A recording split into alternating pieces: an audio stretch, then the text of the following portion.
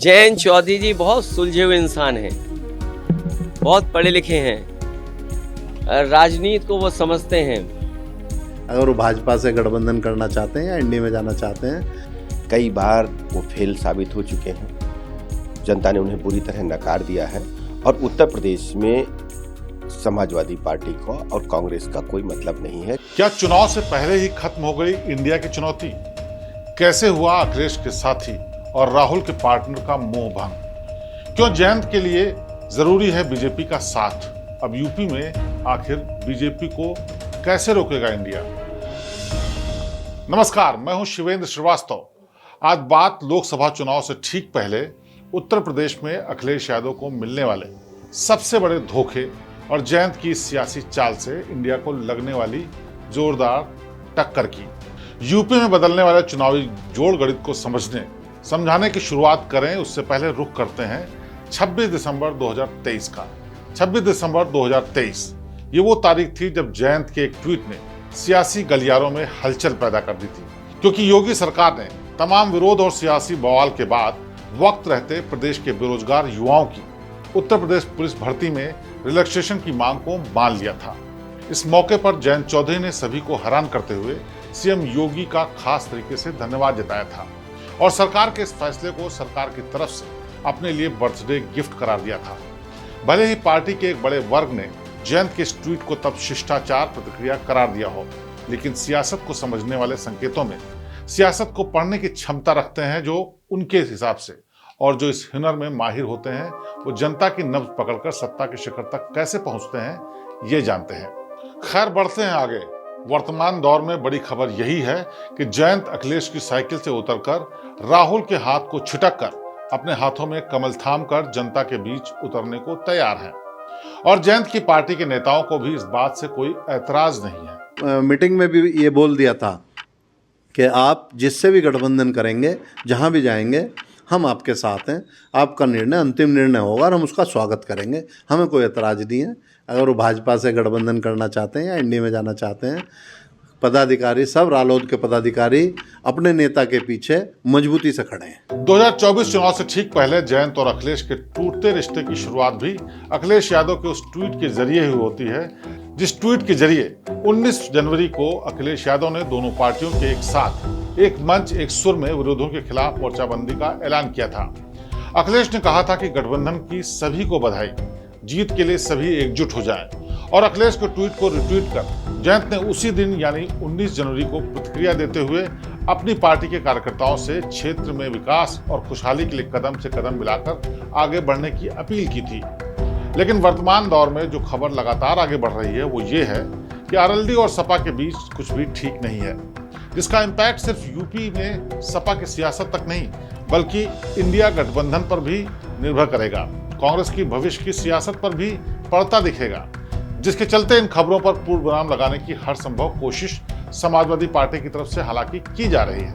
जयंत चौधरी जी बहुत सुलझे हुए इंसान हैं, बहुत पढ़े लिखे हैं, राजनीति को वो समझते हैं। मुझे उम्मीद है कि किसानों की लड़ाई और उत्तर प्रदेश की खुशहाली की तरफ जो संघर्ष चल रहा है उस लड़ाई को वो कमजोर नहीं होने देंगे। अखिलेश जयंत की सूझबूझ और समझ की तारीफ कर उन्हें उस जनाधार की याद दिला रहे हैं जिसके बलबूते आरएलडी बीजेपी के खिलाफ जन बुनियादी मुद्दों को लेकर कई बार आवाज उठाती नजर आई है, जिसमें किसान, जाट बिरादरी के लोग और बड़ी तादाद में युवाओं के मुद्दे भी शामिल रहे हैं।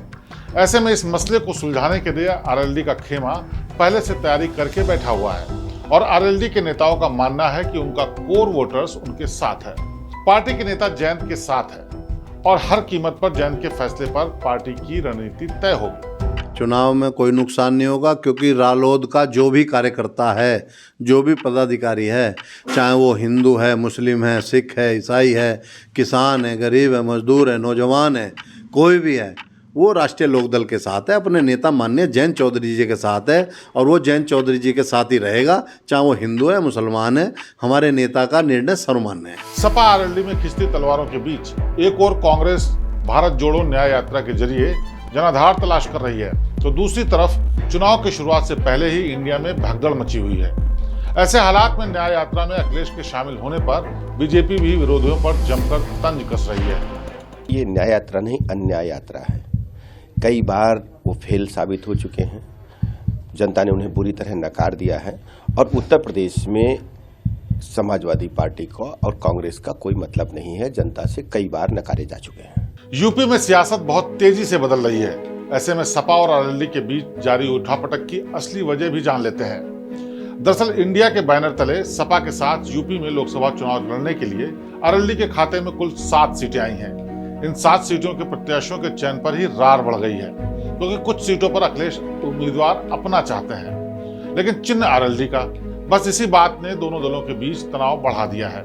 समाजवादी पार्टी के साथ जब ये बात हुई थी कि 7 सीटों पर जो है इसमें तय किया गया था, लेकिन उसमें एक पेच ये फंस रहा कि भाई कुछ सीटों पे ऐसा सुनने में आया कि प्रत्याशी समाजवादी पार्टी का होगा और सिंबल राष्ट्रीय लोकदल का होगा। उसका हमने विरोध किया था और अब भी कर रहे हैं, और हमने अपने नेताजी को भी विरोध दर्ज करा दिया कि ऐसा नहीं होगा। अगर हम जितने भी हमें सीटें मिलेंगी, हम इंडिपेंडेंट राष्ट्रीय लोकदल लड़ेगा, उन सीटों पर राष्ट्रीय लोकदल का ही प्रत्याशी होगा और राष्ट्रीय लोकदल का ही सिंबल होगा। ये हमें स्वीकार नहीं होगा कि प्रत्याशी किसी और पार्टी का और सिंबल राष्ट्रीय लोकदल का, ये हमें स्वीकार नहीं होगा।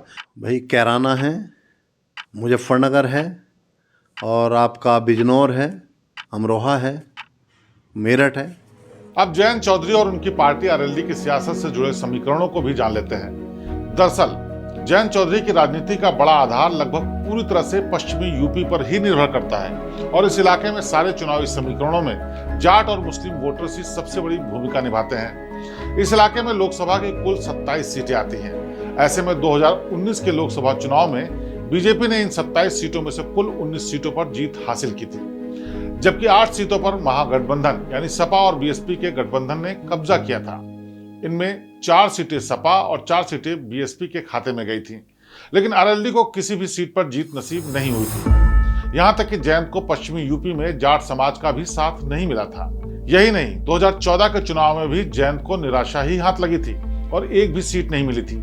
ऐसे में इतिहास से सीख लेकर आरएलडी के नेता नए समीकरणों को गढ़ते नजर आ रहे हैं, और ऐसे में अगर आरएलडी के समीकरण बीजेपी के साथ मेल खा जाते हैं तो निश्चित तौर पर न सिर्फ केंद्र बल्कि प्रदेश सरकार में भी आरएलडी का रसूख मजबूत होना तय है। साथ ही बीजेपी के नजरिए से देखें तो पश्चिमी यूपी में आरएलडी के साथ गठबंधन होने पर बीजेपी के मिशन 80 को पूरा करने का लक्ष्य भी आसान हो जाएगा, क्योंकि पश्चिमी यूपी में बीजेपी के लिए असली चुनौती सपा कांग्रेस नहीं है, बल्कि आरएलडी का वो कोर वोटर है जो सपा और कांग्रेस के साथ आरएलडी की वजह से जाता है। मगर आरएलडी के एनडीए में शामिल होने पर स्थिति पूरी तरह बदल जाएगी और बीजेपी के लिए जीत के बड़े मौके बन जाएंगे। फिलहाल इस खास पेशकश में मेरे साथ बस इतना ही। फिर होगी मुलाकात एक नए मुद्दे के साथ, एक नए सटीक आकलन के साथ। नमस्कार।